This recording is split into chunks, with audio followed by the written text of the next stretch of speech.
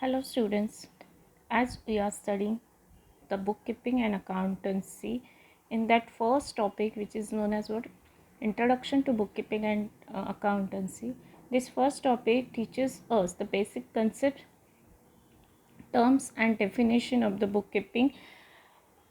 Today's lecture will continue with the part of a discount. Now, what is the meaning of discount? Discount is a concession or allowances given by the seller to the purchaser. It means what? Since always when we are roaming into the market, we are seeing the hoardings on the shops, 20% discount, 50% discount, monsoon dhamaka, then Diwali dhamaka, Diwali discount. Like that, we are seeing the boards on the shop, and that time the goods which we are purchasing, the product we are purchasing, suppose that product cost is rupees 1000, and the shop is offering us a 10% discount. It means 1000 product we are purchasing at a cost of rupees 900. 10% discount on 1000, if we calculate it, it goes to the 100 rupees. It means the 1000 rupees product we are purchasing at a 900. So it is known as what? Discount. So discount is a concession or allowances given by a seller to the purchaser. Now these discounts are having the two types. First one is a trade discount and second one is the cash discount. Now what is the meaning of trade discount? Trade discount, it means it is an allowances given on catalog price or a lease price of goods. Now what? Suppose Mr. A is the manufacturer of the product and Mr. B is the wholesaler of that product. So Mr. A gives the discount to the Mr. B so that B can purchase the product on a large scale and he can sell out to the retailer and earn the profit, right? It is known as what? Trade discount. Lease price, it is allowed at a time of a purchase or sale of goods. Value of a goods purchased, sold are recorded is value payable after deduction of amount of a trade discount allowed if a goods of a rupees 1000 sold at 5% trade discount. The value of a goods that will be recorded will be by 950 both by the purchaser and the seller, not 1000. It means what? Actually trade discount is given by the when goods are purchased on a bulk quantity, right? By the manufacturer to the wholesaler, wholesaler to the retailer, so that the product can be sold at a large quantity and the seller can earn the profit. And trade discount does not appear in the books of accounts separately. It means what? Like what example given here, that 1000 product where the cost of product is rupees 1000, it is sold at a 5% trade discount. It means purchaser and the seller both will record the rupees 950 in their books. Separate 5% discount will be not shown in the books of accounts. It is known as what? Trade discount. Now second is a cash discount. What is a cash discount? It is the amount deducted from the final amount due at the time of receipt. It means what? Now again Mr. A and Mr. B is there. Mr. A is the seller, Mr. B is a buyer. Now Mr. A is selling the product costing rupees 50,000 and B is telling that yes, I am giving you the on the spot cash amount. So Mr. A is receiving the cash immediately, so he will give the 10% cash discount because Mr. B is giving on the spot payment, on the spot cash, right? So this type of discount is given on the occasion for encouraging the prompt payment, right? It is given either for the spot payment or for payment within a specific period. Now cash discount is calculated after deducting the trade discount. Why? Since it is a loss to the seller and gain to the buyer. Why? Now B is giving 50,000 at a time of purchasing. So as he is making the immediate payment, so the Mr. A is giving the 10% discount. Now A will receive only 45,000. It is a benefit to the customer. It is benefit to the buyer.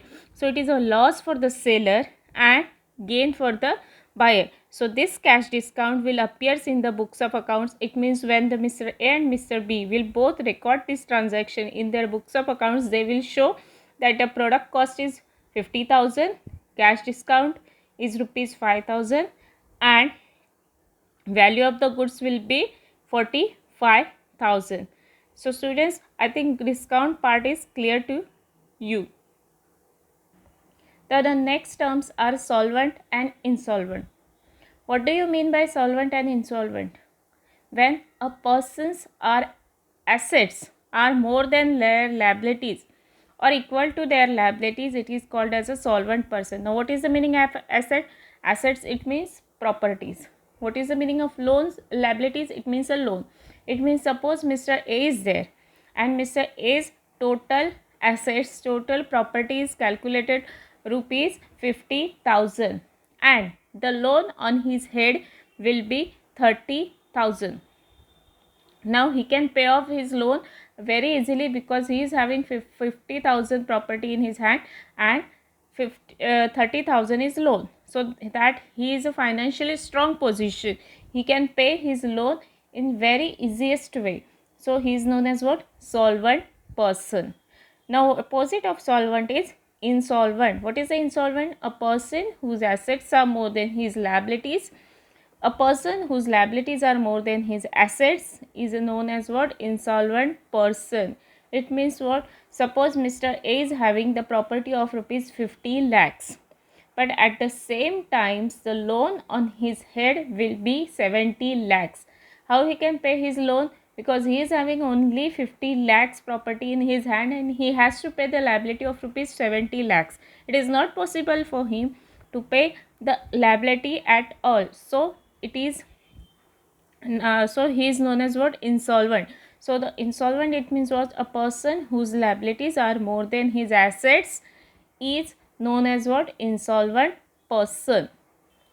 Now next concept is, next term is accounting year. As we are knowing, year, it means it consists of 12 months. As our normal year is started from the January and it ends on the December. So accounting year, it means the year for which the businessman kept his record ready.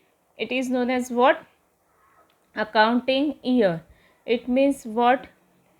Suppose for January 2021 to December 2021, for this whole 1 year, the businessman keeping all his record very properly, then this whole year is known as what? Accounting year for the businessman. But as per the rule governed by the government, it is said that our accounting year will be not start in the month of January, but it will be start in the month of April and it will be ends on the next year, March, right? Since financial year or any other year, as per the tradition, it will be start on January but end on the December. But for income tax purpose, an accounting year will be starts on 1st April and ends on the 31st March for the next year. So students, accounting year, it means a year for which the businessman keeps his records properly, right? Now the next term is trading concern and not for profit concern. Now what is a trading concern? Trading concern, it means a business which is set up with the main motive to earn the profit. It is known as what? Trading concern. Again I am repeating, what is the trading concern? It means a business concern which is established with a main motive, with a main object to earn the profit. By which way? By selling the goods. It is known as what? Trading concern. It is totally a commercialization. It is totally commercial organization, or you can say it is totally a profit making organization. So students, trading concern, remember one more time, trading concern and business organization which is established with the main motive to earn the profit by selling the goods. It is known as what? Trading concern.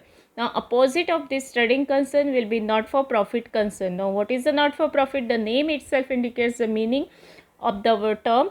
not for profit concern, the organization which is established not for making the profit but to provide services to the public or the society, it is known as what? Not for profit concern. Right? Now you will think that how it is possible, anyone want to start a business to make the profit, but who will be there, who will start their business for, not for making the profit, just for providing the services to the society? Yes, there are certain organization and we are seeing them on our daily also, since schools are open.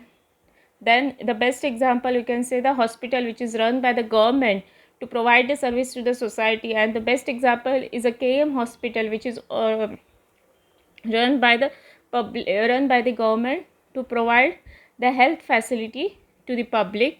Say then Rotary Club, Lions Club, all the charity sports club, all these are the examples for the not for profit concern.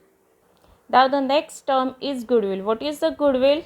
Goodwill, you can say the name and reputation of a business in the market in terms of money value. It is known as what? Goodwill. It is known as what? Goodwill. Since as we are knowing, we are purchasing some product because of their brand, because of their name in the market. As when we are purchasing the mobiles, we are going to the Samsung company. Why? Because we are knowing that the mobiles of Samsung company are very good in the quality. Same way when we are moving into the electronics, that time we are purchasing the TV and all that for the Sony company. Why? Because Sony gives us the good quality. Same way for the shoes and chappals, at that time we are purchasing the Bata. Why? Because they are the very good in quality. So these are the example of the goodwill. It means what? The goodwill is the name and reputation of a company in the market in the terms of money value, right? And how the company can earn this? By their favorable location, ability and skill of its employees, and management quality of its products and services, all this. Now this goodwill is an intangible assets.